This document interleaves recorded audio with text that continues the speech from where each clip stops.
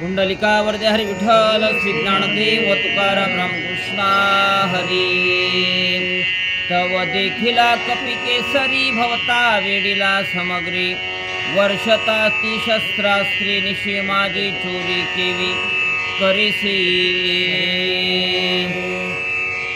लोकाभिरामं रणरंगधीरं राजीवनेत्रं रघोषनाथं कारुण्यरूपं करुणाकरन्तं श्रीरामचंद्रं शरणं प्रपद्ये। भगवान श्री प्रभु रामचंद्रजींना वंदन। संत श्रेष्ठ नाथ बाबा गावोबा काका हनुमंतराय आणि श्रोते सज्जनांच्या चरणी वंदन करून कथाभाग। हनुमंतरायाने काळनेमी नावाच्या राक्षसाला त्या द्रोणागिरी नावाच्या पर्वतावर आपटलं आणि आपटल्याच्या नंतर त्याचा आवाज झाला। आवाज ऐकल्याच्या नंतर सर्व गंधर्व निद्रिस्त असणारे जागे झाले आणि जागे झालेल्या गंधर्वांनी शस्त्रास्त्र घेऊन हनुमंतरायाला चौकडून वेढलं। कसं? एखाद्या ढेपेला चारी बाजूनी मुंगळे लावावेत तशा प्रकारे हनुमंतरायाला चौकडून वेढलेला आहे। तू कोण कैचा कोण आहे सी मध्यरात्री का आलासी पर्वती सैरा विचरसी आज्ञा कोणासी उसेली।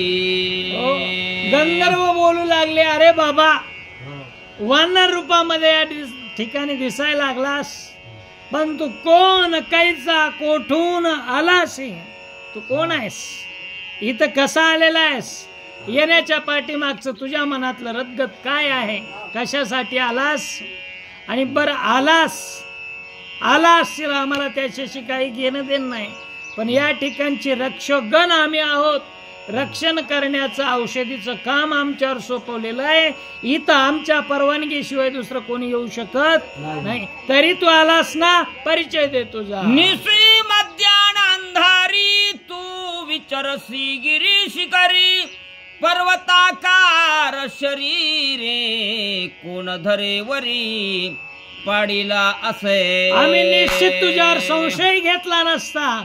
तू जर दिवसा आला असतास ना, आम्ही म्हणला असता साव आहे, आम्ही चोर कशाला म्हणून तुला।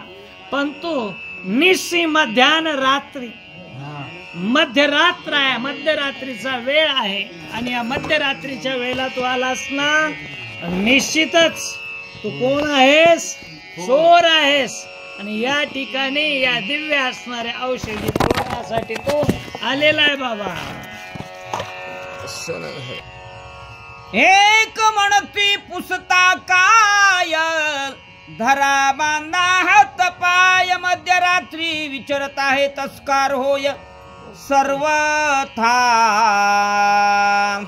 जितक्या जितक्या व्यक्ती तितक्या प्रवृत्ती, प्रत्येकाची प्रवृत्ती वेगळी आहे। एक जण विचारपूस करू लागला, दुसरा म्हणला अरे का तुझा पाहुणा लागून गेला का मेहुणा लागून गेला, त्याची विचारपूस करायला लागला। नको विचारपूस करू, विचारीशी काय पाहतोस काय? धरा याचे बांधा पाय, त्याचे हात धरा, पाय बांधून टाका आणि हा चोरच आहे, त्याला शिक्षा लावा। ऐसी करीते कल्लोळ मिनले सबोवते सकळते दे कोणी गुळांगुळ मधुर बोलत। अशा प्रकारचं ते पाहिलं आणि आता सगळेजण वल्गना करू लागले। पण जी धीरोदात्त माणसं असतात ना, घाबरणारे माणसं असतात, थोडं संयमानं अगोदर घेत असतात। हनुमंतराय मधुर वचनानं त्यांच्या सोबत आता काही हितगुज करतात। जम्बू द्वीपाचे दक्षिण कोणी किष्किंधा से राजधानी सुग्रीवराज चुडामणी ते स्थानी नांदत। आणि मग आपला स्वतःचा परिचय करून देत असताना माझे हनुमंतराय म्हणू लागले, अरे बाबांनो ऐका, या पृथ्वी तलावर 7 द्वीप आहेत। या 7 द्वीपापैकी एक द्वीप असणार जम्बू नावाचं द्वीप आहे।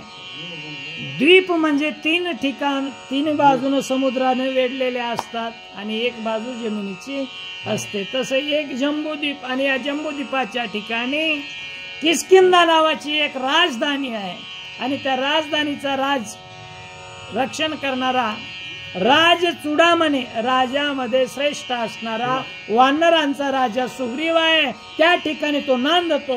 ह्या श्री सख्य श्रीरामेसी स्वामी मानी श्रीरामासी तन मन अर्पिले भक्तिसे वानरासी अति प्रेम.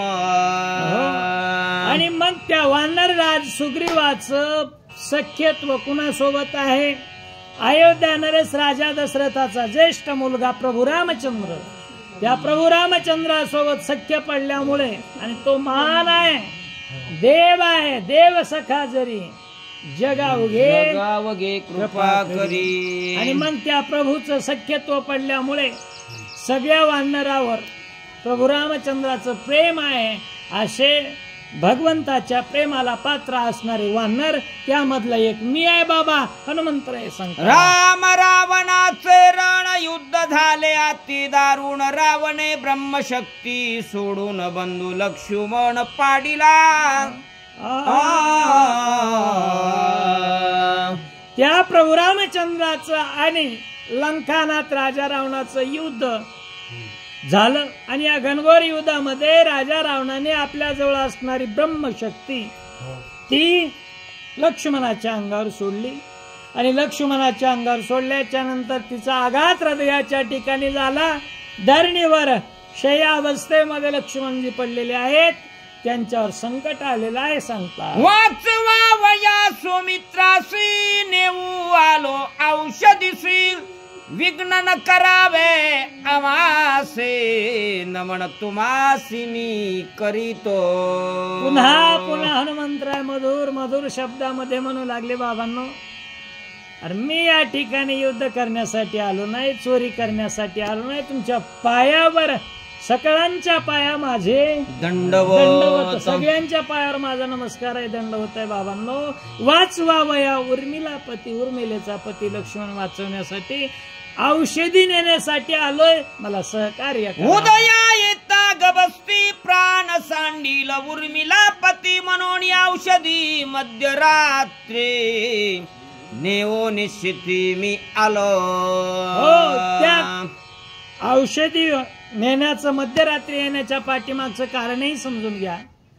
कारण जर मध्यरात्री आलो नाही, सूर्य उगवला तर लक्ष्मण वाचणार नाही, असं वरदान त्या दिव्य औषधीला शक्तीला असल्यामुळे मी रातच्या वेळेलाच आलो आणि तुम्हाला न विचारता दिव्य औषधी नेण्यासाठी आलोय. बाबांनो मदत करा. सुग्रीवे सहित वानर सकळ श्रीरामाचे किंकर. माझे नाम हनुमान वीर मार्ग सत्वर मज द्यावा. सुग्रीवे सहित सकळ वानर, राजा सुग्रीवापासून लहान सहान आमच्या पिल्ल्यापर्यंत सगळी वानर जात प्रभू रामचंद्राचे दास्यत्व स्वीकारलेलं आहे आणि किंकर झाल्यामुळे मी त्यामध्ये एक प्रभू रामचंद्राचा किंकरच आहे, दास आहे. दासत्व निकट हनुमंते पै केले म्हणून देखील रामचरण. मला रामचरण पाहायला मिळाले आणि त्या प्रभूची सेवा करण्यासाठी औषध न्यायला मी आलेलो आहे. स्वामी कार्य साधिता पूर्ण सर्वता करू नये विघ्न. पुढीलासी करिता छळन रघुनंदन शोभेल. बाबांनो तो जगाचा मालक प्रभू रामचंद्र, त्याचं कार्य करण्यासाठी मी आलोय. आणि हे स्वामी कार्य साधण्याच्या अगोदर जर तुम्ही माझं छळन करीत असाल तर प्रभू रामचंद्र शोभतील, रागावतील. देवाचा राग बरा नाही, कारण त्याला जर राग आला आणि त्याच्या जर मनात जर आली एखादी गोष्ट, आले देवाजीच्या मना तेथे कोणाचे चालेना, कुणाचंच काही चालत नाही. मग राजा जरी असला ना, हरिश्चंद्र तारा राणी वाहे डोंबा घरी, तो रागावूच नाही. म्हणून त्याचा राग होऊ नये याकरता तुम्ही काय करा, मला सहकार्य करा. ऐसे बोलता कपिकेसरी गंधर्व सरसावले भारी. केवडी राम सुग्रीवाची थोरी औषधी रात्री निऊ आला. आणि ज्या वेळेला माणूस लीनता घेतो त्या समोरच्याला चेव जास्त येत असते. ते म्हणू लागले काय राम कुठला आणि सुग्रीव कुठला, काय त्यांचा मोठेपणा वर्णन करायला लागलास. अरे नाही तू चोर आहेस, तुला आम्ही शिक्षा लावू म्हणून पुढे सरसावले. हे सकळ सैन्य सरसावले मारावया सिद्ध झाले. गदा परिगती कट्ट भाले वर्षो लागले समकाळे. सगळेच अरे घरा हाना पाडा मुडदे पाडा असं म्हणून सगळे सरसावले. कुणी गदा आहे बाले घेतलेले आहेत, कुणी परिघी घेतला, तिकट क्षर घेतलेले आहेत. हनुमंतरायाच्या अंगावर ते सोडू लागले. चौपाशी धावती सैरा होत गंधर्वा आडदरा कळावया वन्नरा करीती खरा पुरुषार्थ.